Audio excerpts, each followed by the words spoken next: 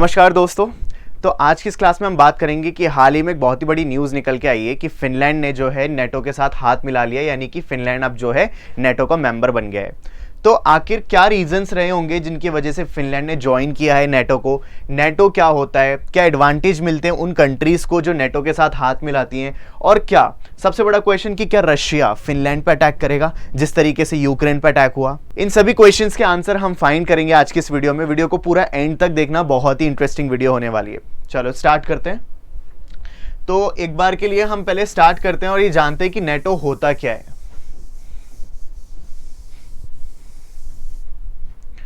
तो सबसे पहले हम ये जानते हैं कि नेटो क्या होता है, सो दैट आपको एक क्रिस्टल क्लियर चीजें समझ में आए कि क्या हुआ था, क्या बैकग्राउंड है और कैसे कंट्रीज से जुड़ रही हैं। तो देखो, नेटो को अगर हम देखें तो ये है नॉर्थ अटलांटिक ट्रीटी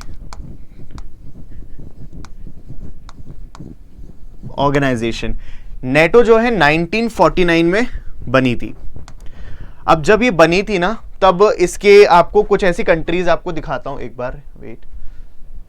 अब देखो, जब स्टार्टिंग में नेटो बना था ना, तो उस टाइम पे आपको नॉर्थ अमेरिका की केवल 2 कंट्रीज देखने को मिलेंगी, कनाडा एंड यूएस। ये जो बाकी रीजन्स दिख रहे हैं आपको जो लाइट ब्लू में, ये तब के रीजन्स हैं, यानी वो कंट्रीज हैं जो स्टार्टिंग में जुड़ी थी।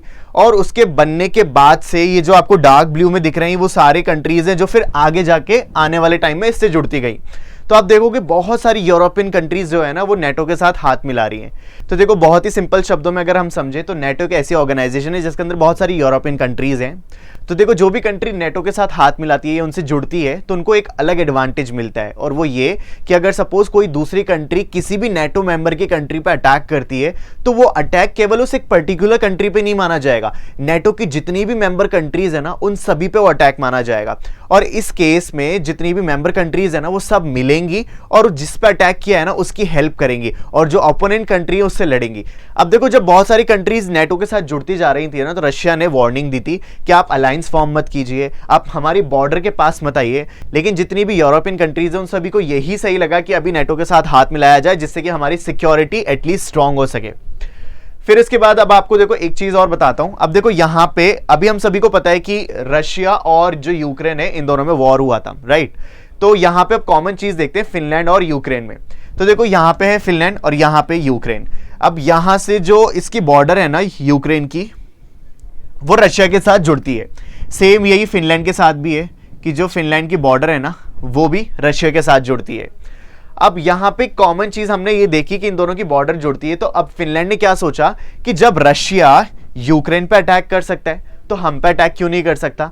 और इसी डाउट के चलते फिनलैंड ने ये सोचा कि चलो अभी सब छोड़ते हैं, अभी एक काम करते हैं, हम नेटो के साथ हाथ मिलाते हैं।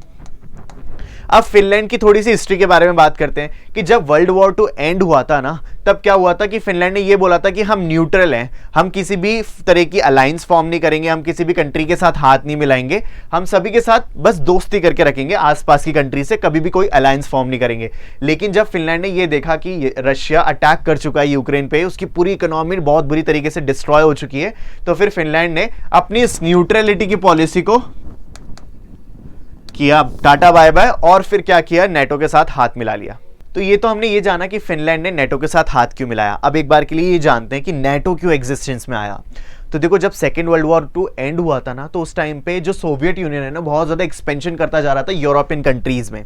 तो उसके एक्सपेंशन को रोकने के लिए, उसके एक्सपेंशन को चैलेंज करने के लिए नेटो एग्जिस्टेंस में आई। और उसके एग्जिस्टेंस में आने के बाद बहुत सारी कंट्रीज जो हैं, यूरोपियन कंट्रीज आपको मेजरली देखने को मिलेंगी जो नेटो का पार्ट बन चुकी है।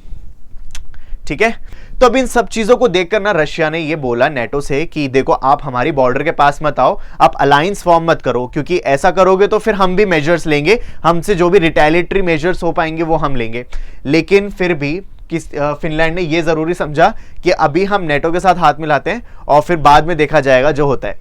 तो आओ अब देख लेते हैं कि इन सब के होने के बाद आखिर रशिया के जो एक्सटर्नल अफेयर मिनिस्टर है उनका क्या कहना है। तो रशिया के एक्सटर्नल अफेयर मिनिस्टर का यही कहना है कि देखो, हमने आपको मना किया था कि आप नेटो से हाथ मत मिलाओ, हमने मना किया था फिनलैंड को कि आप अलायंस फॉर्म मत करो, लेकिन सिंस अभी आपने किया है ये चीज, तो अब हम क्या करेंगे, अब हम वो सभी रिटेलिएटरी मेजर्स यूज करेंगे जो हम कर सकते हैं, क्योंकि आपको बार बार वार्निंग देने के बाद कोई फायदा तो निकला नहीं, तो अब हम हमसे जो बन सकेगा हम वो करेंगे। सीधा सीधा रशिया ने ये बोला है। तो अब क्वेश्चन ये बनता है कि क्या रशिया फिर से किसी दूसरी कंट्री को टारगेट करेगा, क्या किसी दूसरी यूरोपियन कंट्री या फिर नेटो की मेंबर कंट्री पर टारगेट करेगा और उस पर अटैक करेगा। जो भी होगा मैं आपको डेफिनेटली अपडेट करूंगा। इसी तरीके की न्यूज के एनालिसिस करेंगे बिल्कुल ईजी लैंग्वेज में। तो इसी तरीके का GK, GS, current affair updates, job vacancy या फिर प्रिपरेशन स्ट्रेटेजी, कॉम्प्लेक्स इश्यूज के एनालिसिस जैसे रिलेटेड कंटेंट को पाने के लिए अभी चैनल से जुड़ जाना, सब्सक्राइब बटन को प्रेस करके, और हम ज़रूर मिलेंगे आने वाली वीडियोज़ में। तो चलो, थैंक यू सो मच यहाँ तक वीडियो को देखने के लिए।